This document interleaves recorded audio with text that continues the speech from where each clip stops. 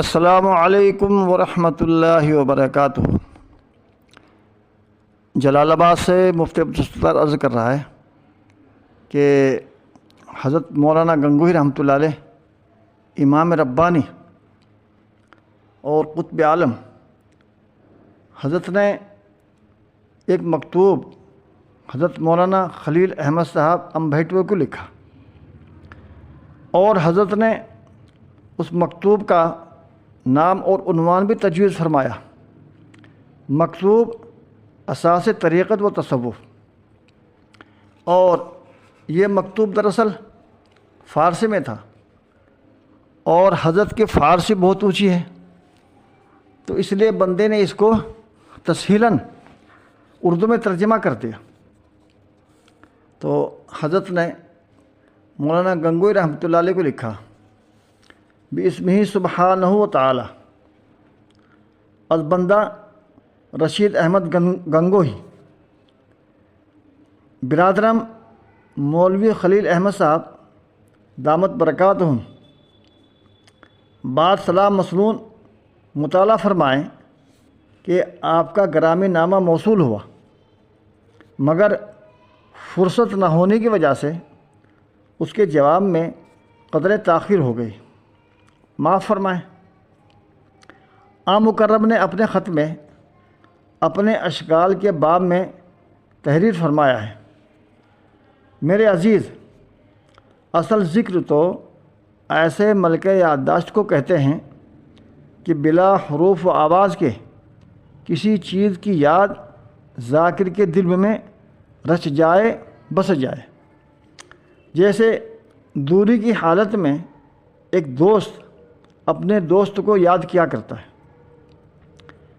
نیز اصل فطرت یہی ہے، اصل فطرت اسلام یہی ہے کہ چونکہ مالک حقیقی جل شانہ جو کہ ہمارے اصل محبوب حقیقی ہیں، اس ذات پاک کا ذکر بندہ مومن کے دل میں رکھا ہوا ہے، مگر افسوس صد افسوس کہ یہ بشر اس عالم ناپائیدار میں زید و عمر یعنی دنیائے دنی کے دھندوں میں پھنس کر اور مشغول ہو کر اپنے محبوب حقیقی کو فراموش کیے ہوئے ہے۔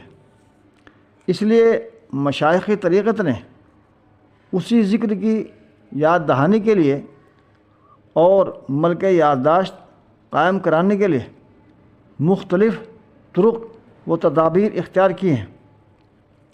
لہذا وہ حضرات اولاً جو کچھ ذکر بھی تلقین فرماتے ہیں یا لطائف ستہ، مثلا نفس، قلب، روح، سر، خفی، اخفا کے ذریعے کسی ذکر کی حرکت مومن کے دل میں پیدا کراتے ہیں، اس سے مقصود بھی وہی ملکہ یادداشت ہے کہ یہ طرق و تدابیر اس ذات مذکور کے ملکہ یادداشت کا وسیلہ ہے۔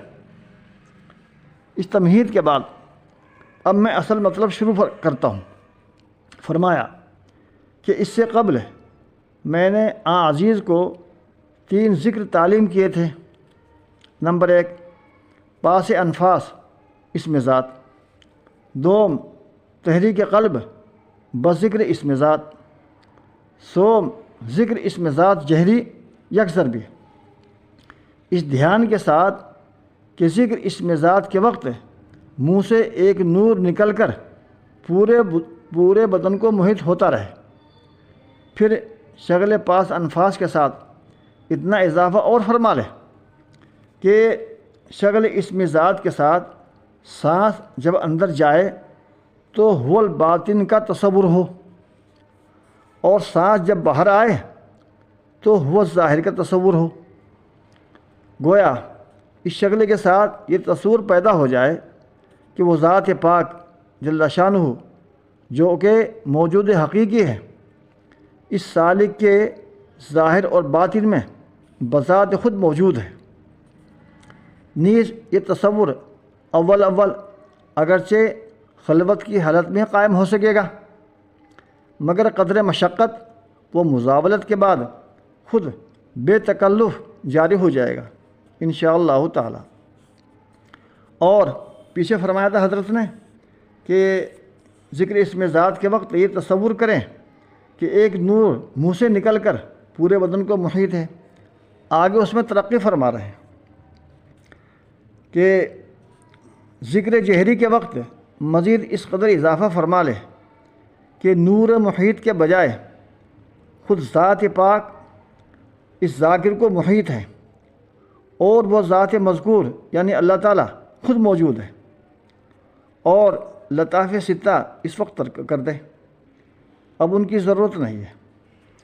اور اگر لطائف ستہ کو بھی اپنے معمولات میں شامل رکھنے کا ارادہ ہے تو دل میں اس تصور کے مذکور ہونے کے بعد دیکھا جائے گا۔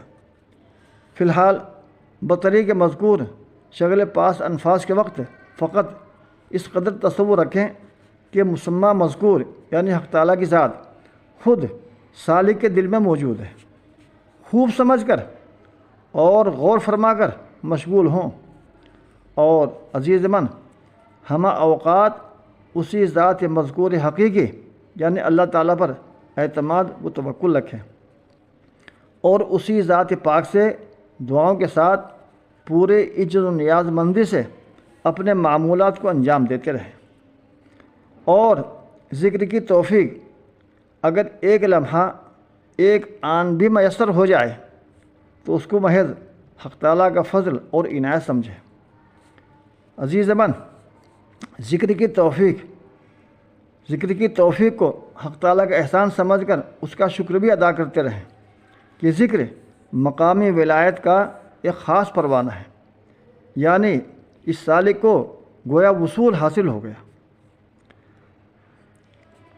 کہ وہ ذات کریم جس کو بھی اپنے ذکر کی توفیق دے دے تو سمجھ لو اس کو انہوں نے اپنے خاص قرب اور ولایت کی سند اور پروانہ دے دیا۔ ذاکر کو اپنے فخر کے لیے حق تعالیٰ کا فقط اتنا لطف و کرم ہی کافی ہے کہ اس کے لیے حق تعالیٰ کا ارشاد ہے فاذکرونی اذکرکم، کہ ان نعمتوں پر تم مجھ کو یاد کرو، میں تم کو عنایت کے ساتھ یاد رکھوں گا۔ کہ یہ بندہ جو مشت خاک ہے اور گوشت کا لوتھڑا ہے، اس ذات مذکور حقیقی یعنی حق تعالیٰ کی بارگاہ میں اس کی رسائی ہو گئی اور اس کو وصول حاصل ہو گیا، پھر اس سے بڑھ کر اسے اور کیا چاہیے؟ اور اس سے اعلیٰ اور رفع مقام کون سا مقام ہو سکتا ہے اور کون سے اکرام ہو سکتا ہے کہ اس کو حق تعالیٰ کی بارگاہ میں وصول حاصل ہو گیا۔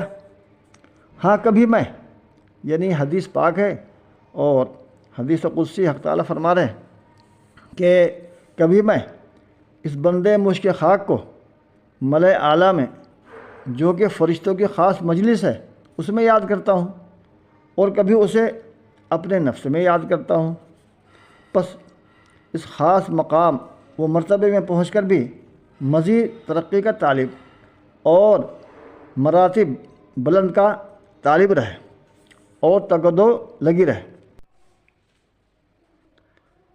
اسی کو ہمارے حضرت مسیح الامت نور اللہ مرقدو فرمایا کرتے تھے یا بم اورا یا نیابم جستجو اے می کنم، یا بم اورا یا نیابم جستجو اے می کنم، حاصل آید یا نیاید آرزو اے می کنم، حاصل آید یا نیاید آرزو اے می کنم۔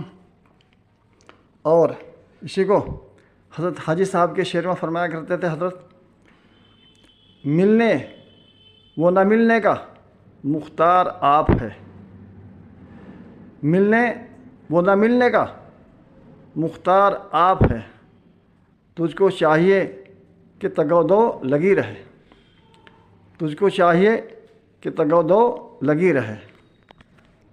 اور اس ترقی میں بھی اپنے مولائے حقیقی سے استعانت کا طالب رہے۔ حق تعالیٰ فرماتے ہیں ففروا الی اللہ، پس تم اللہ کی طرف دوڑو۔